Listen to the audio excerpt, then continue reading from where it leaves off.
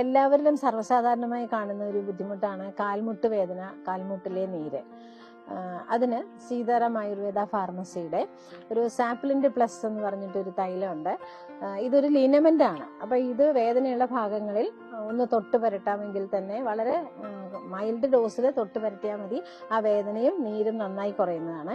അതിന്റെ ഒപ്പം തന്നെ KG101 എന്നൊരു ക്യാപ്സ്യൂളുണ്ട്. അത് കുറുന്തോട്ടി ആവർത്തിച്ച് ക്ഷീരബലം ഉണ്ടാക്കുന്നത് പോലെ ചിറ്റമൃതം 101 പ്രാവശ്യം നല്ലെണ്ണയും പാലും ചേർത്ത് ആവർത്തിച്ചെടുക്കുന്ന ഒരു ക്യാപ്സ്യൂളാണിത്. ഇത് സാധാരണമായി 2 എണ്ണം വീതം 2 നേരം കഴിക്കാമെങ്കിലും ഏറ്റവും നല്ലത് ഒരു വൈദ്യനിർദ്ദേശത്തോടു കൂടി കഴിക്കുന്നതായിരിക്കും. ഈ ലിനമെന്റ് പുരട്ടുകയും ഈ ക്യാപ്സ്യൂൾ കഴിക്കുകയും ചെയ്യുന്നത് കൊണ്ട് നമുക്ക് മുട്ടുവേദനയ്ക്ക് നല്ല വ്യത്യാസം വരും.